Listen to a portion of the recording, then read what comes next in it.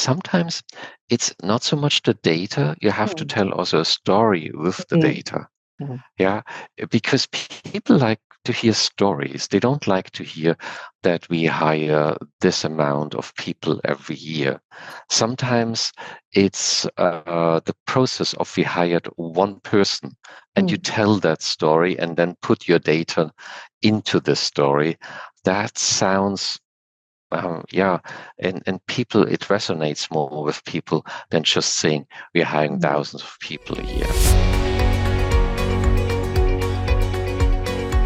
Welcome to the All in Recruitment podcast by Manatal, where we explore best practices, learnings, and trends with leaders in the recruitment space. If you like our content, please subscribe to our channels on YouTube and Spotify to stay tuned for our weekly episodes. I am your host, Lydia, and with us today is Hubert Winter of Quest Diagnostics. Great to have you with us, Hubert.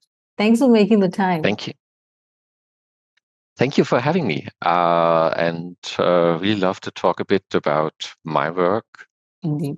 Just because I like working in this field of technology in Mm. HR, and never really understood how I got there. But now I'm doing it for many, many years and pretty passionate about it. And I'm sure you Absolutely. have Yeah. plenty of things to share with our audience as we go along this interview. So, going back to what you just said, all your experience working with technology, corporate technology, and now you're looking into HR technology. So, what sort of uh, pivotal points in technology that you can share in this journey that you've had? Yeah, because I'm a bit older, so I experienced in so far a lot from everything on site and Mm. in-house and building it on your own. The the big thing was actually cloud technology, so you don't need to have everything inside anymore, and you outsource more and more, but you also trust vendors with that because you don't get everything that you would like as a company, and you standardize more because of processes that are given to you by your cloud vendor. Mm. And you don't need to invest in your technologists anymore. You need more people that understand the business process, the solution, and what is provided by the vendor. Yeah, and now everyone looks at artificial intelligence and how it can help in HR, our employees, our managers, and our HR professionals. So in Quest Diagnostics, you have been the senior director for HR technology now for several years. So what are some key areas that you're looking into for technology within the HR segment? So I'm working in HR, so rolling up to our head of HR. I have a counterpart in IT who works with me, but overall, I'm responsible for the technology for our HR space. I mean, we have now 57,000 employees. Most of them are hourly employees, and also with a big so we are hiring every year 10, 15,000 people.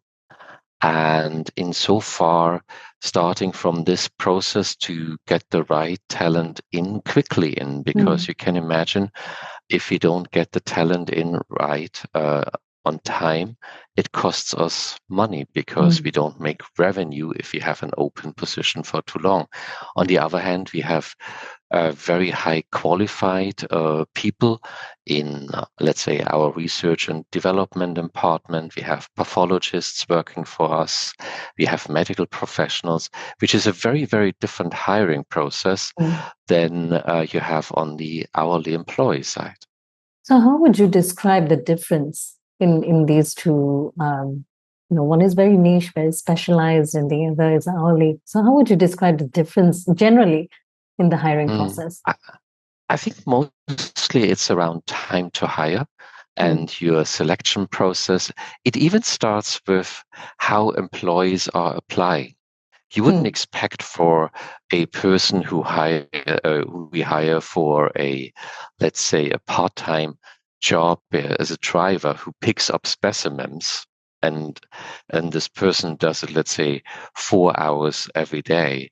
to go through the same recruiting process than a person who works for us as a medical professional. So very, very different. And also on our side, we have slightly a different organization built around it. We have recruiters, they're really specializing in our medical staff, our research staff. And then on the other hand, we have recruiters who are hiring more quickly people where we, let's say what I just explained with the logistics driver. Yeah, so very different process, very different time to hire, and very different decision making. On the one hand, you may have, let's say, 10 interviews. On the other hand, you may have just one with the HR recruiter. So in terms of HR technology, the technology that is used across these different processes, what kind of impact does that make, or how does that impact your assessment of HR technologies that come in? Technology is best if it just works. That's for me the one thing which is really important, and it sounds a bit stupid to say technology is just something that works, but we all know that if you rely on something that you use day by day and suddenly it doesn't work for whatever reason, then you're extremely upset about it. In my case, the recruiting example, if we cannot hire a person, that is really bad. Managers are getting upset. The candidates may run away, apply for a different job, another company. So that's the one piece. It needs to work, but then it also needs to help us be efficient and helping us with, let's say, the selection process. I'm not talking now about AI to make decisions or anything like this, because then you also get into the problem of having a biased decision and so on. So you have to be very careful around that. It's just so that you present to your recruiting manager the right people.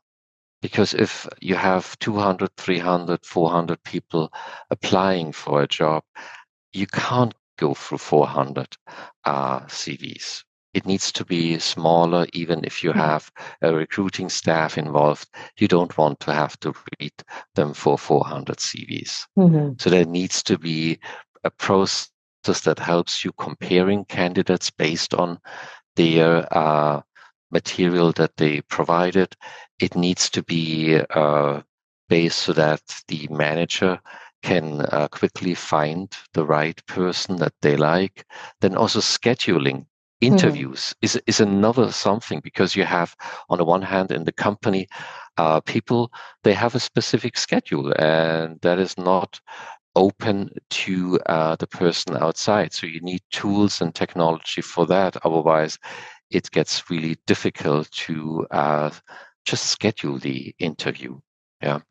And then you have legal requirements around it that you have to fulfill from a reporting perspective in the US and in other countries, where you just have to prove that you comply with any kind of regulatory requirement, and also our internal policies that we require with them. Yeah. So far, as I said, technology has to fulfill our requirements, but also just needs to work. Do you have a guiding framework, or in general, just a way of looking at things that could help you decide between, having to maybe build your own custom solutions or buy existing platforms? So lately, it's more around that we like to not buy things. There are certain things we would build. Not buy. I meant that we don't like to build things, but more like subscribe to a cloud solution. But then there are special solutions.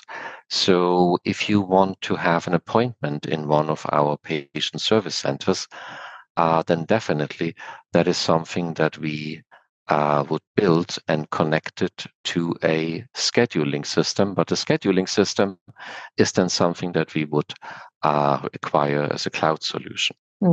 So, but these two, the connection and the let's say, the appointment system itself, where the patient picks a time at a patient service center. That's something we would build. But on the other hand, as you see, for example, I'm working in HR technology. I have nothing to do with the appointment system, but the integration into our system, that we have resources available in the patient service center. That is something where I come in. Or employer solutions. So where we offer our employees, so we have a very nice program even for our own employees, which is called Blueprint for Wellness. So when I'm healthy, and this starts really with different criterias, think of blood pressure, think of something as we also measure the belly button circumference. So obesity, amount of cholesterol in your bloodstream and other criteria. And if you fulfill 5 or 3 out of these 5 criteria, then your healthcare premium is lower. So we also incentivize our employees' health. Now, this technology is, again, integrated with HR technology, the employer solutions, also the testing and making sure that we provide the incentive. That is all in-house built, whereas on the other hand, processes that help the employee with selecting the right benefits and where the premium is subtracted, then that is a cloud solution. Yeah. So, Hubert, moving on from that question, how would you build the business case for major HR technology investments? And what sort of maybe metrics do you have to use to demonstrate ROI from this?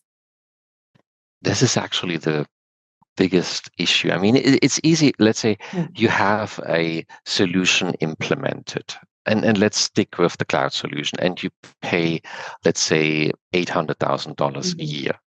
Now you have a competitor for this cloud solution, and you just pay $600,000. In that case, you save per year $200,000, and but you may have an investment. So over a time period of 5 years, you may save, in this case, 1 million, but you may have to invest 200,000. So you have a business case with 800,000. But very often it's not so easy. Very often it's more like the new solution allows to be more efficient for the employee or the manager. And now it's getting tricky, because now you say, I have my, let's say, 5,000 managers, and I save them every week an hour.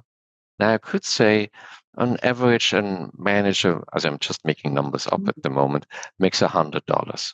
Now $100 times 52, that gives you the money that you can save.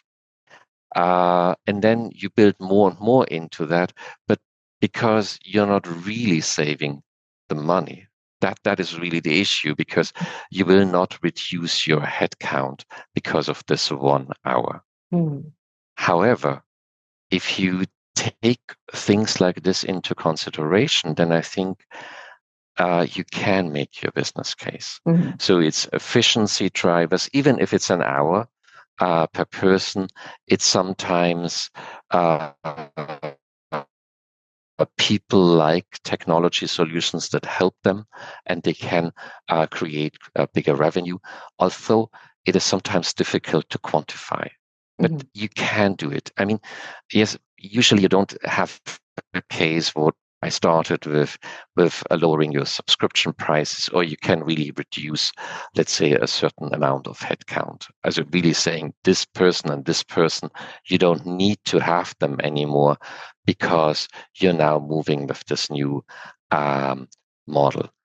Problem usually is also you don't, at least for me, I don't really like cutting heads because of a new solution.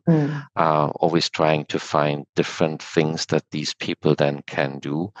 But usually that's the easiest way. Specifically, if you are in a business like HR, we cannot really increase revenue. We only can cut costs. Revenue more indirectly, if you make people more efficient, then it's getting better. They can concentrate on creating revenue for the company. But overall, I would say it's reducing costs that we need to concentrate on. Mm. However, we should never forget all the indirect factors. So making employees, making managers happier, allowing managers to make better decisions. This doesn't really create money directly, but overall it does. So when I make a business case, I differentiate the two and list them out, because many senior executives, they understand that. Yes, everyone wants to see the dollars right away, but in the long run, the understanding is making employees happier is one of the things. Helping managers, that is a thing that you can absolutely put into a business case. More difficult to quantify, but definitely worth mentioning. Now, when it comes to new HR technologies just coming into the company, how do you look at making sure that there's successful adoption of these technologies across an organization, especially one as layered and large as Quest? So I started with Quest about 4 years ago, and now it's a little bit more than 4 years, in the middle of COVID. It was July 2020. And I got my laptop home delivered. I never saw anyone in the company. And that already impressed me in a way, how you onboard in a time where you don't meet anyone. And still today, I work remotely. I go into the office a couple of times, but overall, really remotely. And so you have to, what I came in also is building out a team. So I'm talking now really on my side, and you have to have the right people. That's a start, and then thinking through your HR technology roadmap, laying that out, and just thinking of some principles, like you said before. Would we buy or would we build? When do we do what? Where are the areas where you have deficiencies? What I also built out right from the beginning was a customer advisory board. So I have supervisors or managers. We meet once a month and just talking with them. How can we help them with their problems managing their employees? Or how I use them also sometimes is just a focus group, as my guinea pigs for new technology. Would you be open to use that? Is this something that you would use? And then very often I think, oh, that's great technology. So they would love it. And then they say, no, we would like to have this one report which we haven't delivered, which shows us the anniversaries and the birthdays of all the employees in the group. And it sounds simple, but this can make a kind of different impact of maybe the great technology that I have in mind. And then I say, okay, we concentrate on that and get this feedback going on. And then the other thing is also, we should always look at statistics. So how many people are logging into the system? How do they use the system? And it's better to have that in higher numbers than as a meaning looking at 100,000 employees, how they use the system, and not so much at the stories behind. Because then you concentrate on the individual case, which might be totally off because the circumstance for that employee is very, very unique and you cannot solve that.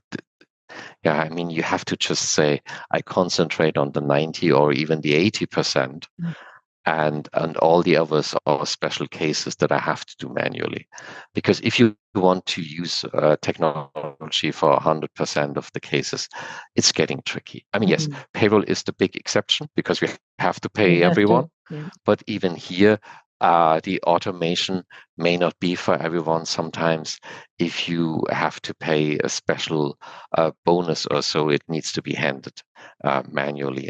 I mean, not as a still run through payroll, but maybe entered manually and not in a way automated. That's what so you have to make this decision. So what is the next step that you should take? Having made this investment, having rolled it out, what is the next step that should be taken if you've not seen the ideal figure? We have one example. Also, I wasn't here when our system was implemented, but we implemented position management. Now, it's part of the core HR system. People like it or people don't like it. It was new for Quest. It was implemented, but I mean, we created more or less a new position for every new hire. And that's not what you want to do with position management. You actually want to hire into existing positions. And then we did interviews with different stakeholders, starting with the managers, how they use it.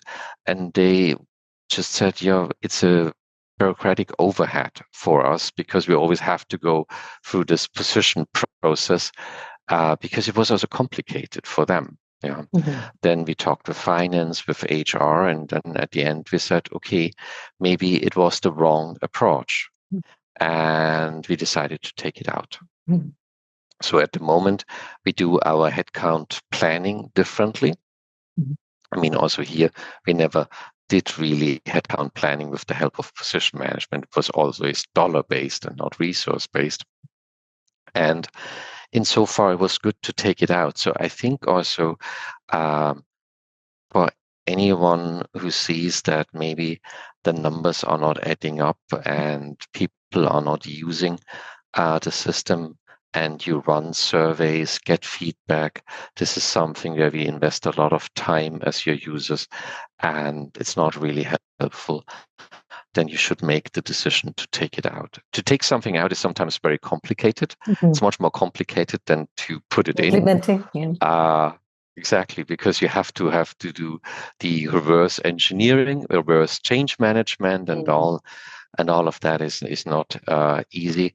But in our case, it was really worth it because I was talking with people, they are much more happy now. Because as I said before, most of our recruiting is really hourly employees, where it's mostly job-based. Yeah. And unfortunately, you could say with position management, it's something pretty straightforward because you hire always in the same positions, but not in our case, because sometimes we combine positions, we move them to different locations, or we start with a junior position, or we make out of one senior, two juniors positions, or two juniors move into one senior position. So insofar, the position management wouldn't be flexible enough to support this kind of process.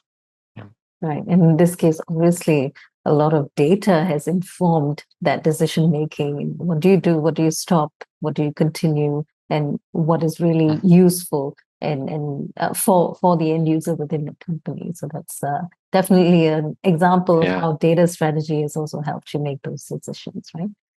It's right, absolutely.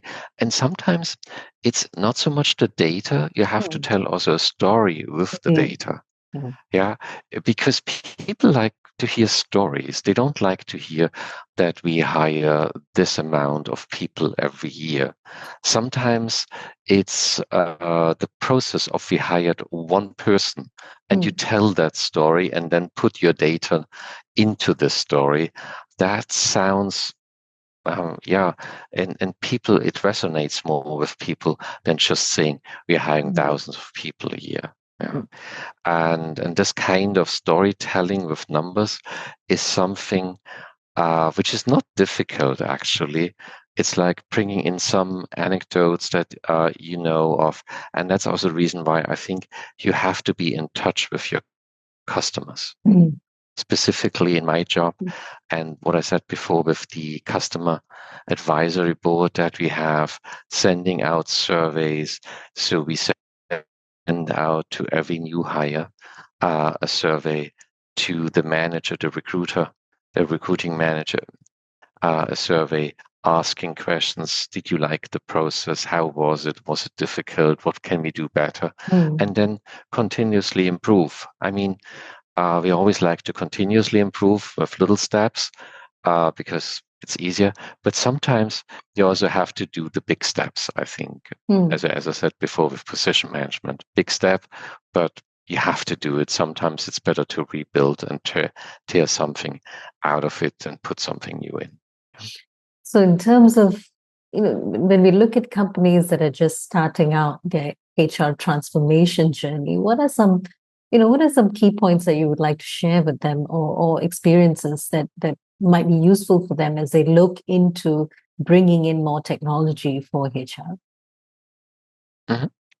I think the most important one is thinking of a roadmap, and not thinking of a roadmap as something you do for the next 5 years and then you never change it. The technology I would roadmap. the technology roadmap, yeah, absolutely. Where you say, these are my areas, then maybe build a heat map around, say, in recruiting, we have issues, challenges, and again, talk with people, look at the numbers, maybe also see where you can create a business case by, let's say, hiring faster, having processes where you may be more efficient. Yeah. And with that, for the different areas, I would just create a heat map.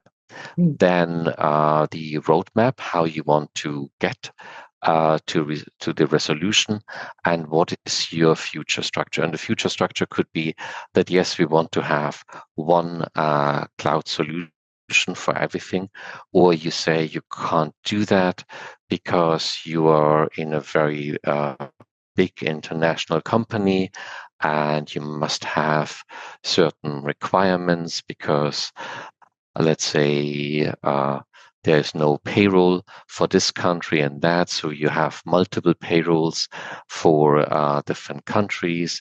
You may even have different processes that are not supported by one big vendor.